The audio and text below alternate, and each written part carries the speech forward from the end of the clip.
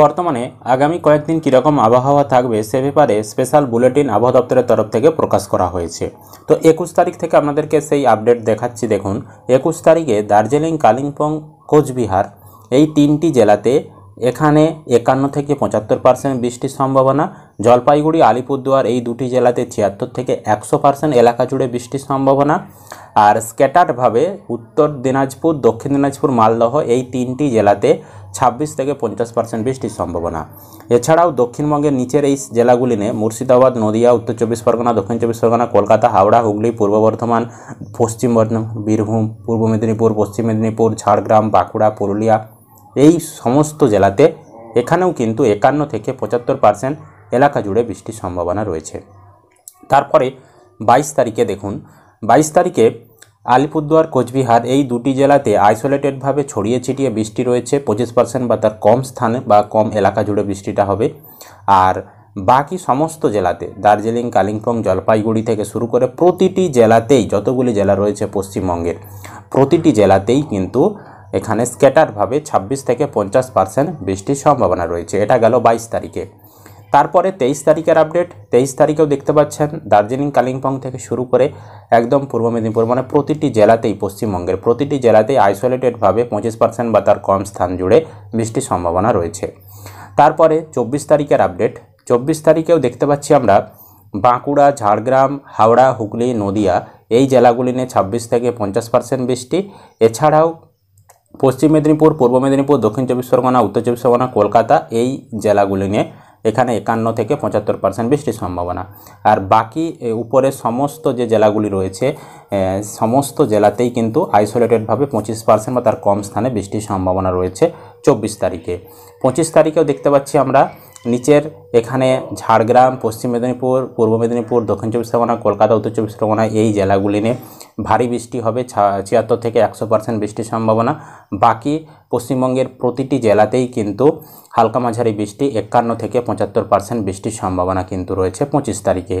আর 26 তারিখে দেখতে পাচ্ছি পশ্চিমবঙ্গের প্রতিটি জেলাতেই 51 থেকে 75% বৃষ্টির সম্ভাবনা রয়েছে 26 তারিখে।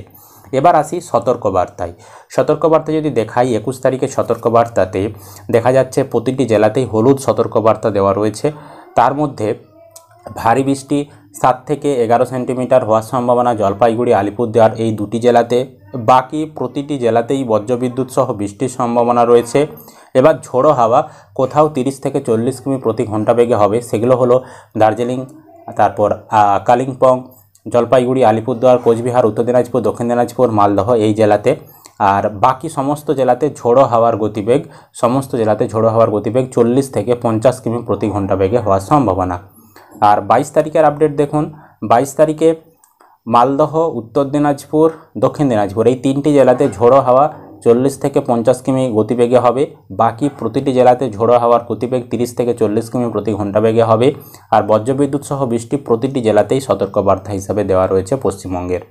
23 তারিখে সতর্কবার্তা শুধুমাত্র উত্তর দিনাজপুর, দক্ষিণ দিনাজপুর, মালদহ এই তিনটি জেলাতে বজ্রবিদ্যুৎ সহ বৃষ্টি এবং ঝোড়ো হাওয়ার গতিবেগ ঘন্টাতে 30 থেকে 40 কিমি প্রতি ঘন্টা বেগে হওয়ার সম্ভাবনা।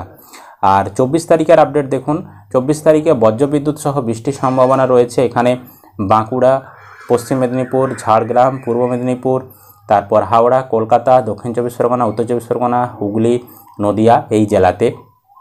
আর এখানে ভারী বৃষ্টির সম্ভাবনা রয়েছে 7 থেকে 11 সেন্টিমিটার ভারী বৃষ্টির সম্ভাবনা। এটি রয়েছে আপনার উত্তর চব্বিশ পরগনা জেলাতে। আর তার থেকেও বেশি ভারী বৃষ্টি 7 থেকে 20 সেন্টিমিটার ভারী থেকে অতি ভারী বৃষ্টির সম্ভাবনা রয়েছে পূর্ব মেদিনীপুর, এছাড়াও এখানে কলকাতা, দক্ষিণ চব্বিশ পরগনা এই এলাকাটাই। এটা গেল 24 তারিখের আপডেট। এবার দেখুন ঘূর্ণিঝড় রিমেল যেটা বর্তমানে ভয়ঙ্কর গতিতে এগিয়ে আসছে সে ব্যাপারে আপডেট দিচ্ছি। এটা বর্তমানে কোথায় প্রবেশ করতে পারে, এর সম্ভাব্য গতিপথ কীভাবে সৃষ্টি হচ্ছে সেটা দেখাচ্ছি, একটু দেখুন। তো আপনাদেরকে আজ থেকে যদি আপডেট দেখায়, আজকে আপাতত সিস্টেম সেরকম কিছু নেই। এখানে দেখতে পাচ্ছেন বঙ্গোপসাগরে এখানে হালকা একটা সিস্টেম রয়েছে আপাতত, অনেক দূরে সেটা, ঠিক আছে। তারপর যদি আমরা 21 তারিখের দিকে যাই, 21 তারিখে দেখতে পাচ্ছেন সেই সিস্টেমটা একটু উপরের দিকে উঠে এসেছে। 22 তারিখ নাগাদ সেটা আরেকটু উপরের দিকে উঠে এসেছে এবং এখান থেকে কিন্তু একটা নিম্নচাপ সৃষ্টি হচ্ছে। তারপর 23 তারিখ দেখুন সেই নিম্নচাপটা ঘনীভূত হয়ে অতি গভীর নিম্নচাপে পরিণত হয়েছে। তারপর 24 তারিখে দেখুন সেটা আস্তে আস্তে সাইক্লোনের রূপ নিচ্ছে, মানে ঘূর্ণিঝড়ের রূপ নিচ্ছে। এখানে দেখতে পাচ্ছেন যদি আমরা 24 তারিখের মানে সম্ভাব্য গতিবেগটা দেখাই 84, 90 এরকম কিন্তু গতিবেগে সেটা সমুদ্রের কিন্তু রয়েছে। 24 তারিখের পর যদি আমরা 25 তারিখের দিকে এগিয়ে আসি, 25 তারিখে দেখতে পাচ্ছেন এটি আরও কিন্তু শক্তি সঞ্চয় করেছে 25 তারিখে এবং এর বর্তমানে গতিবেগ এখন দেখাচ্ছে 100 কিলোমিটারের কাছাকাছি, কখনো কখনো কিন্তু চলে যাচ্ছে। তো এবং এটি কিন্তু বর্তমানে এখন মানে 25 তারিখের যে আপডেট সেই অনুযায়ী কিন্তু দেখতে পাচ্ছি আমরা বাংলাদেশ এবং পশ্চিমবঙ্গের এই মানে কাছাকাছি এই উপকূলেই কিন্তু রয়েছে 25 তারিখের আপডেট অনুযায়ী। এবং 25 তারিখে যখন 11টা 12টা মানে দুপুর নাগাদ এটা ল্যান্ডফল করছে বা বিকেলের সময় ল্যান্ডফল করছে এবং ল্যান্ডফলের জায়গাটা কিন্তু দেখতে পাচ্ছেন এখানে কলকাতা, এই যে মানে আমাদের এই জায়গাটাই কলকাতার এই সাইডটাই মানে হলদিয়া এই সাইডটাই কিন্তু এখানটায় ল্যান্ডফল করছে এবং এর ফলে কিন্তু শুধু আমাদের যে পশ্চিমবঙ্গ বিপর্যস্ত হবে সেটা নয়, এটার কিন্তু ব্যাপ্তি বাংলাদেশের রয়েছে, মানে বাংলাদেশেও কিন্তু এর ক্ষয়ক্ষতি হবে কুমিল্লা থেকে শুরু করে বরিশাল থেকে শুরু করে, কারণ যেহেতু ঝড়টা বড় ঝড়, একটা তো ছোট জায়গা দিয়ে প্রবেশ করলেও তার যে পার্শ্বের যে এরিয়াগুলো সেখানেও কিন্তু এর এফেক্ট পড়বে।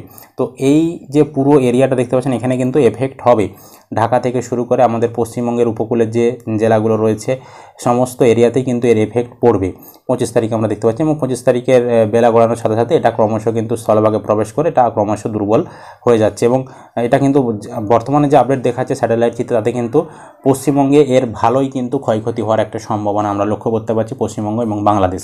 তবে এখনও কিন্তু আবহাওয়া দপ্তরের তরফ থেকে এর সম্ভাব্য গতিপথ কোথায় যাবে কী হবে সেটা কিন্তু এখনও জানানো হয়নি। তো আমরা সেই দিকে আপডেট রেখেছি, যখনই আবহাওয়া দপ্তরের তরফ থেকে বিস্তারিত জানাবে এবং একদম এক্স্যাক্ট লোকেশন জানাবে যে কোথায় এর প্রবেশ করতে পারে, গতিবেগ কী থাকতে পারে, সমস্ত কিছু সতর্কবার্তা আমাদেরকে জানাতে থাকবো। এই ছিল আজকের আপডেট। আশা করি আপনারা ভিডিওটা বুঝতে পেরেছেন। ভিডিও ভালো লাগলে অবশ্যই লাইক করবেন, ইউটিউব থেকে দেখলে চ্যানেলটি সাবস্ক্রাইব করতে ভুলবেন না, যারা ফেসবুক থেকে ভিডিওটি দেখছেন অবশ্যই কিন্তু পেজটি ফলো করে রাখবেন।